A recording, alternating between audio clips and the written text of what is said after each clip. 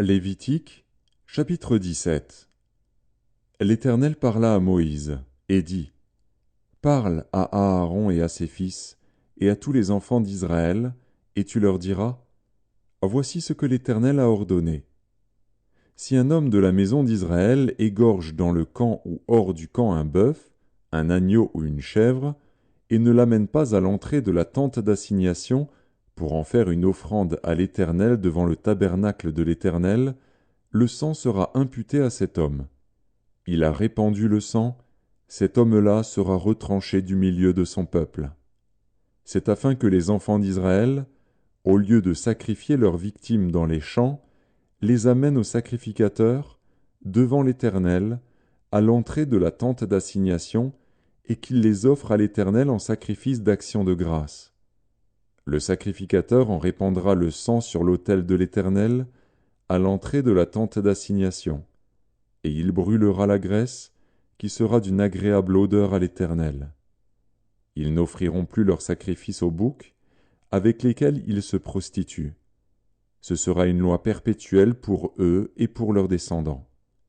Tu leur diras donc, si un homme de la maison d'Israël ou des étrangers qui séjournent au milieu d'eux offre un holocauste ou une victime, et ne l'amène pas à l'entrée de la tente d'assignation pour l'offrir en sacrifice à l'Éternel, cet homme-là sera retranché de son peuple.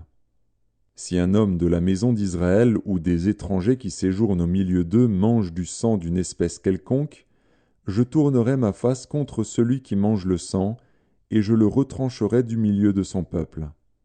Car l'âme de la chair est dans le sang. Je vous l'ai donné sur l'autel, afin qu'il servît d'expiation pour vos âmes, car c'est par l'âme que le sang fait l'expiation.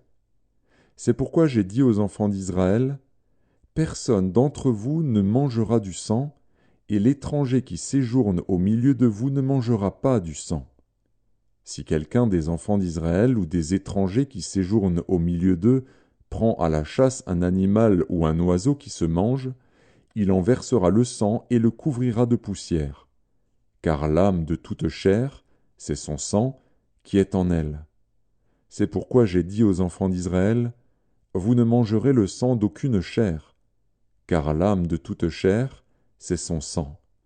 Quiconque en mangera sera retranché. Toute personne, indigène ou étrangère, qui mangera d'une bête morte ou déchirée, lavera ses vêtements, se lavera dans l'eau, et sera impure jusqu'au soir. Puis elle sera pure. Si elle ne lave pas ses vêtements, et ne lave pas son corps, elle portera la peine de sa faute.